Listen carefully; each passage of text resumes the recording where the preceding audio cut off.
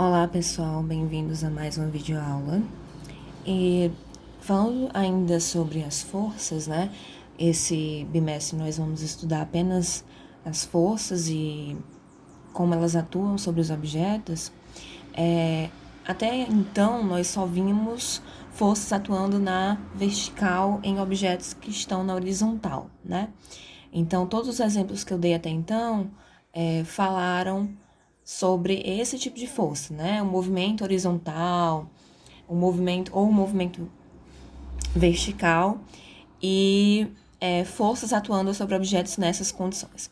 Agora a gente vai partir para um outro ponto de vista, que é o plano inclinado. Por quê? Porque as coisas mudam um pouquinho quando a gente está nesse tipo de superfícies, em rampas, né? Superfícies inclinadas. As forças que agem sobre os objetos elas têm características um pouco diferentes. Não diria características diferentes, mas manifestações diferentes dessas forças que acabam alterando o movimento, né? Aquela famosa frase, na descida todo santo ajuda. Por que todo santo ajuda na descida? Né? Porque quando a gente está no plano inclinado, a gente tem que levar em consideração que a normal, ela não vai estar, né, alinhada com a força-peso. Então, por conta disso, né, elas não vão se anular. E como elas não se anulam, a força resultante em um plano inclinado, ela não é zero, a não ser que exista uma força de reação aqui, que pode ser de atrito, né, como nós já vimos, empurrando esse objeto de volta, a tendência do objeto é descer, né? É não ficar parado aqui. Mesmo que não tenha nada empurrando ele, ele vai naturalmente descer essa rampa. Por quê? Porque mesmo que não tenha nenhuma força atuando sobre ele, a força resultante natural, que é a força peso, ela vai ser diferente de zero. Então, essa força peso aqui não vai anular totalmente a normal e acaba que esse objeto tende a ter um movimento de descida, mesmo que não tenha nada empurrando ele.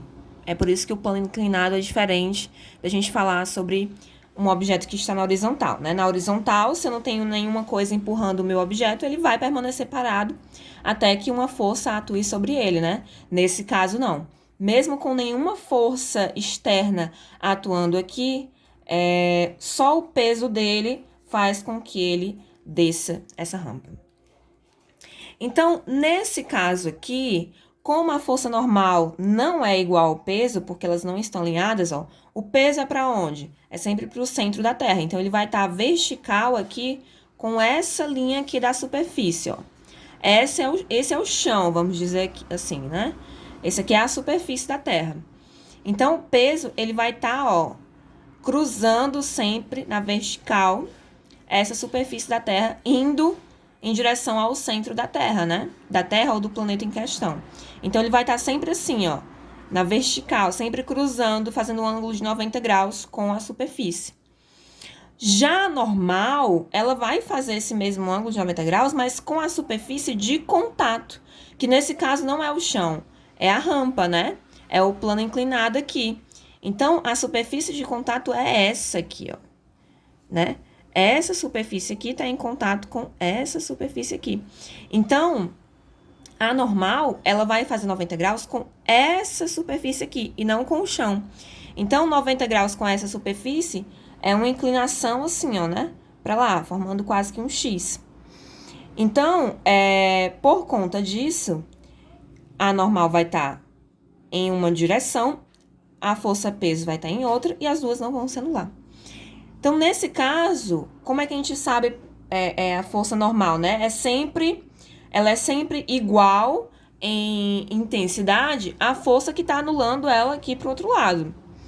Então, nesse caso, quem é essa força que está anulando a força normal para eu poder calcular o valor dela, né? A gente vai ter, pessoal, que decompor a força-peso em duas componentes. Lembra que a gente estava, quando vocês estavam estudando vetores, que eu falei, né? Que a gente estudou sobre decomposição vetorial? Então, é para isso que serve.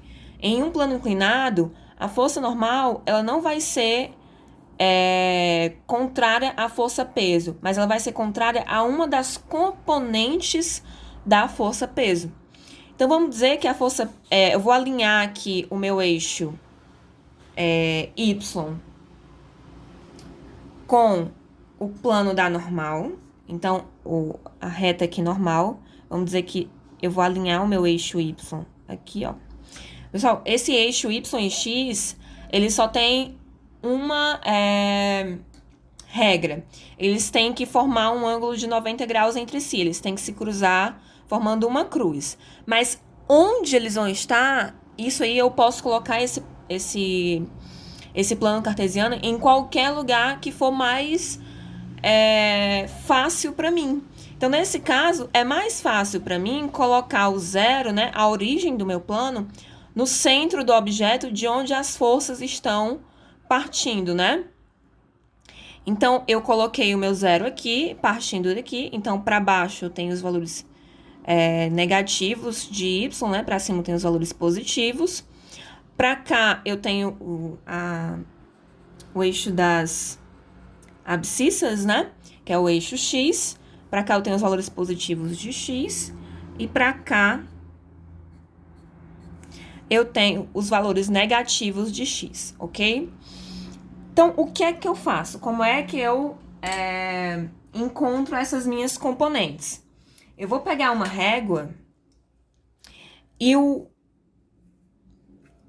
extremo da minha força-peso, eu vou ligar os dois eixos. Tanto o eixo das ordenadas, que é o eixo x, ou que é o eixo y, quanto o eixo das abscissas.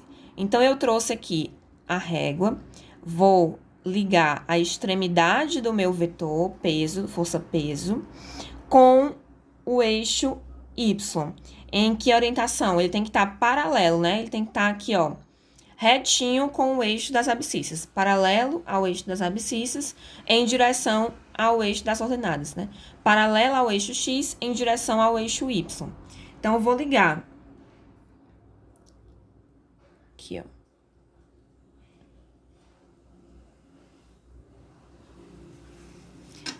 Liguei, ele parou bem aqui, né?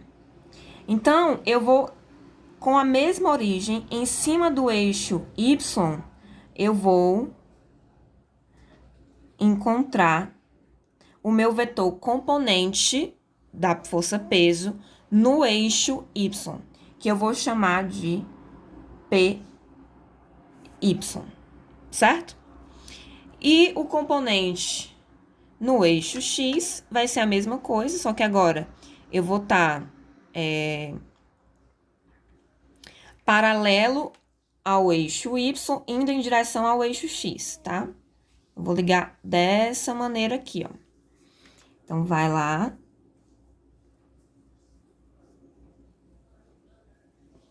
Até encontrar o eixo x. Quando eu encontrar o eixo x, da origem até esse ponto, eu vou ter o meu vetor componente em x, que eu vou chamar de px. Ok? Então, eu tenho o px em cima do eixo x, eu tenho o py em cima do eixo y. É assim que eu desenho as minhas componentes. Então, percebam quem é que está orientado na mesma direção e sentido contrário do vetor n, nesse caso, é o vetor py, e não o vetor p, exatamente, né? O p tem uma inclinação e o py está orientado na mesma direção e sentido contrário do vetor normal. Então, é ele que vai ter a mesma intensidade do vetor normal. Então, para saber o valor da normal, eu tenho que calcular o valor de PY. Então, quem é PY? Então, vamos considerar esse valor, esse vetor P aqui inclinado, como se ele fosse a hipotenusa de um triângulo retângulo formado pelas componentes. Então, se eu descer essa componente PX para cá, né? eu tenho a mesma direção, o mesmo sentido, eu só fiz descer, ó. Desci ela pra cá.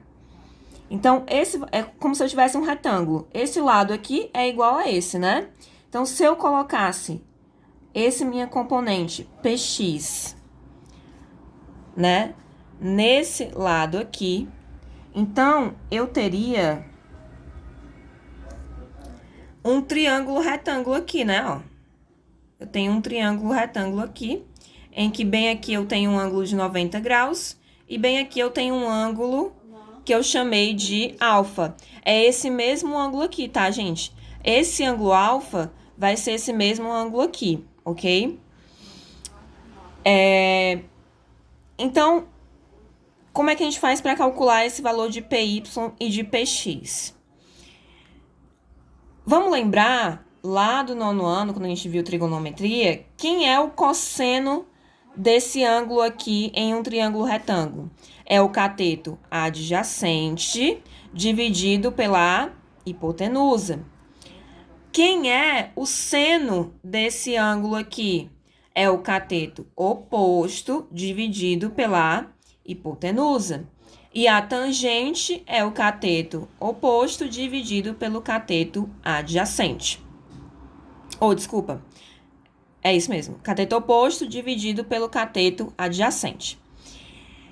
E aí, pessoal, nesse caso aqui, o cosseno, né, de alfa vai ser igual a quem? Se é o cateto adjacente, quem é o cateto adjacente nesse caso? É o que está ligado ao ângulo aqui, ó. Então, é o PY. Vai ser PY dividido pela hipotenusa, que nesse caso aqui é P, é o próprio valor do peso, né? O que eu vou fazer aqui? Para descobrir o valor de PY, eu tenho que isolar ele, né? Então, eu vou passar o valor de P, o módulo de P, né? Para o outro lado, fazendo a operação inversa. Então, se ele estava dividindo, ele vai multiplicando. Então, vai ficar como? PY isolado de um lado, o cosseno de alfa que já estava lá, multiplicado pelo valor peso. Então, para achar o meu PY, eu multiplico o valor do peso desse objeto vezes o cosseno desse ângulo aqui, que é igual a esse daqui, ok? E o seno é a mesma coisa, só que agora é o cateto oposto. O cateto oposto, nesse caso, é o PX. Então, o cateto oposto sobre a hipotenusa, que é o P, vai ser igual ao seno. Então, passei novamente o P, né, para o outro lado, multiplicando. Então, vai ficar peso vezes seno do ângulo é igual ao PX, ok? Então, com essas duas formulinhas, eu consigo encontrar qualquer valor, qualquer componente PY, em um caso como esse, e qualquer componente PX em um caso como esse, de plano inclinado. Então, pessoal, vocês já sabem que nesse caso, o valor da normal, ela não vai ser igual ao peso, mas ela vai ser igual ao peso vezes o cosseno desse ângulo aqui, ok? É o que eu estou falando aqui, ó. Como o objeto não está se movendo, né? Ou seja, a força resultante, vamos dizer assim, nessa direção aqui, ó, a força resultante nessa direção é zero, né? Ele não tá nem subindo, nem descendo, ele não tá fazendo nenhum movimento nessa direção. Então, eu digo que a resultante dessas forças aqui é zero. Portanto, se eu somar, né, a força normal mais o PY tem que ser igual a zero. Por que eu estou subtraindo? Porque tem sentidos opostos, né? Mesma direção em sentidos opostos. Então, eu vou subtrair o módulo desse pelo módulo desse, né? Então, vai ficar o valor módulo de n menos PY vai ser igual a zero. Passei o PY para o outro lado, somando, né? Então, vai ficar aqui, numa subtração, para dar zero, os dois valores têm que ser iguais, né? Então, a normal e o PY têm a mesma intensidade, o mesmo valor nesse caso. Então, a normal vai ser igual ao peso vezes o cosseno do ângulo. Como não há nenhuma outra força atuando na direção de PX, né? Nesse caso aqui, ó, qual é a força resultante, então?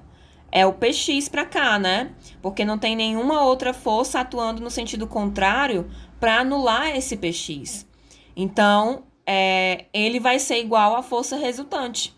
Aqui, esses dois que estão na vertical se anulam, mas na horizontal não tem ninguém para anular o PX, então só vai sobrar ele, né? Então, nesse caso, força resultante vai ser igual a PX. E quem é o PX? Né? O P de X é o peso vezes o seno do ângulo, né? Então, eu vou substituir aqui, ó. Onde tinha P de X, eu vou escrever peso vezes seno do ângulo, que vai ser igual à minha força resultante. Mas a gente sabe, lá pela segunda lei de Newton, que o quê?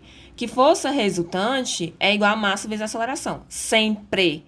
Qualquer força resultante que seja, não importa, ela vai ser sempre igual à massa do objeto em que ela está atuando, vezes a aceleração em que ele vai passar a ter. Porque se a força resultante é diferente de zero, como nós já vimos, ele vai passar a ter alguma aceleração, certo? Então, força resultante é igual a massa vezes a aceleração. E a gente sabe que peso, né, na aula passada, é igual a massa vezes a aceleração da gravidade, né? A diferença desse para esse é só que a aceleração aqui vai ser a aceleração gravitacional, certo? Então, massa vezes a aceleração da gravidade. Então, eu vou substituir essas duas fórmulas aqui, onde tem força resultante, eu vou escrever massa vezes aceleração.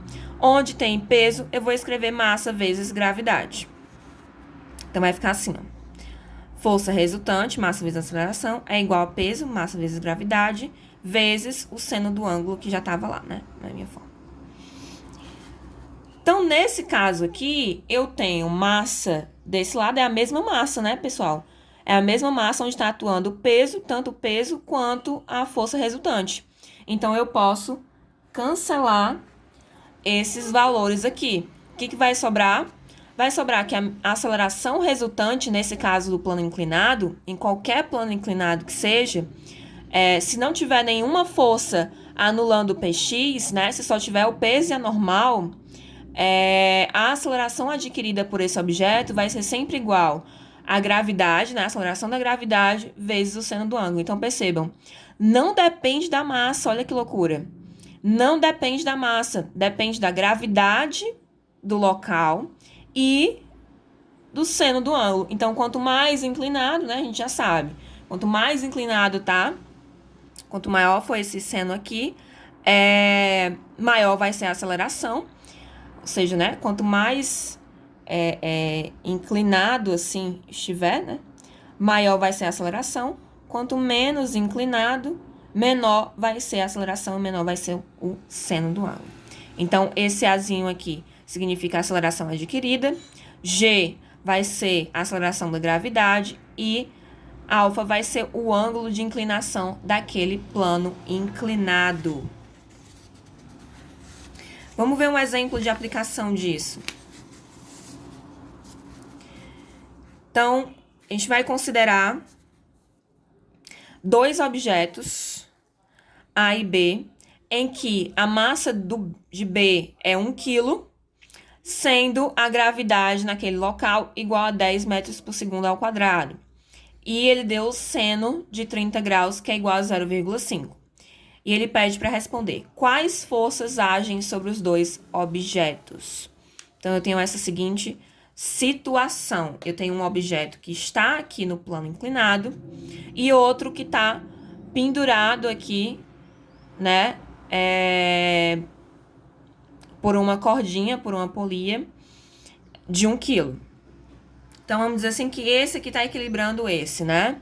Os dois estão se equilibrando. Então, vamos lá. Quais são as forças que estão agindo sobre esses objetos? Primeiro, o peso, né, pessoal? Se ele está na Terra, se ele está acelerando gravitacionalmente, ele tem um peso. Então, o peso está sempre apontando para onde? Para o centro da Terra, né? Então, nesse caso aqui, para baixo. Então,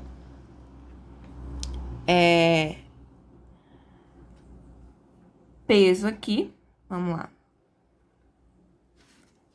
Tem o peso desse daqui.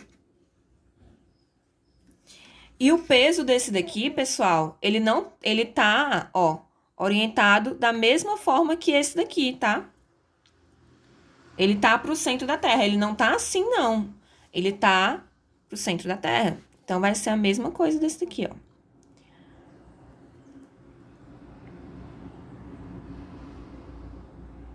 Tem um peso pra cá. Então, esse aqui é o peso de B. Esse aqui é o peso de A. Ok? Quais são as outras forças que estão atuando aí? Eu tenho a normal. Nesse caso aqui, eu tenho a normal. Nesse caso aqui, eu não tenho, né, pessoal? Percebam aí. Por que eu não tenho normal?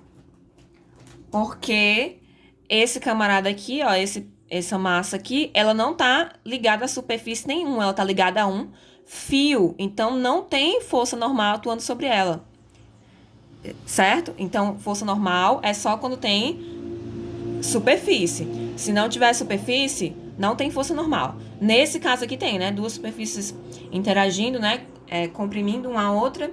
Então, vai ter força normal. E essa força normal, agora sim, a força normal, ela vai ter que estar aqui, ó.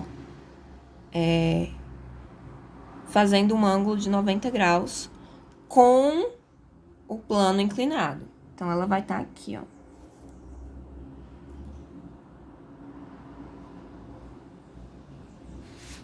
Usem uma régua para facilitar, tá, gente? Então, a força normal tá aqui. Qual outra força tá atuando aí? O fio, né, pessoal? Esse fio, ele tá puxando tanto esse objeto para cá, quanto esse para cá, né? Esse puxa, esse aqui puxa esse, e esse puxa esse, né? É como se fosse um cabo de guerra. Ambos puxam dos dois lados. Então, eu tenho uma força. Toda força que é aplicada em um fio, tá, gente? Em uma corda, em um fio, a gente chama de força de tração, ok? Então, nesse caso, eu tenho uma força de tração puxando esse camarada para cima.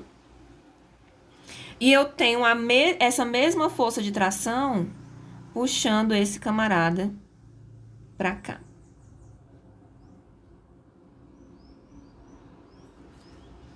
Ok? Como ele não falou nada sobre atrito, eu vou considerar que essa superfície não tem atrito. Então, essas são as forças que estão atuando sobre esses dois objetos, ok? Nesse momento.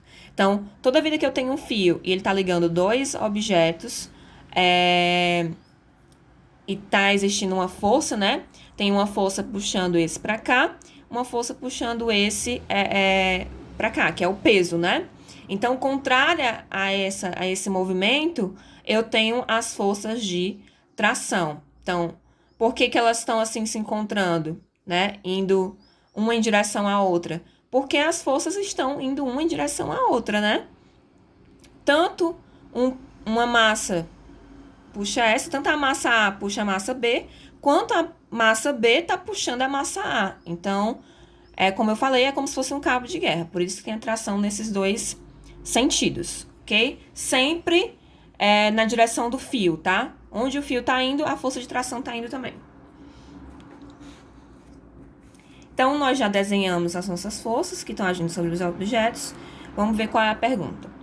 Qual a intensidade da força-peso que age sobre o corpo A, de modo que o sistema permaneça em repouso? Então, todas essas forças que estão atuando aqui têm que se anular para que esse sistema fique paradinho, não se mova, né? Então, pessoal, o que a gente sabe, né? Para anular as forças em todas as direções, a gente já viu que a normal se anula com a PY, né? E nesse caso eu tenho uma tração.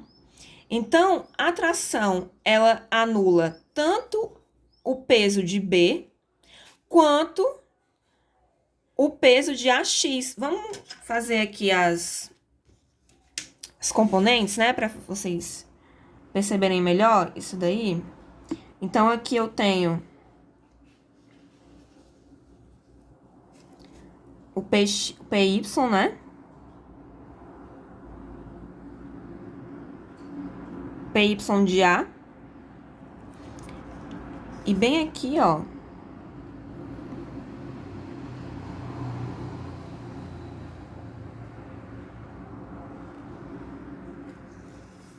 eu vou ter o PX de A, né? Então, desenhei aí minhas componentes. Não tá muito retinho não, mas deu para entender, né? Como é que funciona. Então, nesse caso, quem é que tá na mesma direção aqui, ó? Na direção do plano inclinado, né? É o PA, P de X de A, e a força de tração. Então, ela tá se anulando tanto aqui, ó, com o peso de B, quanto aqui com o PX de A, o peso na direção X da massa A. E quem tá anulando a normal aqui, não ficou muito retinho, mas deu para entender. Quem tá anulando aqui a força normal é o PY de A, como a gente já viu, né? Então, eu tenho essas duas igualdades aqui, ó.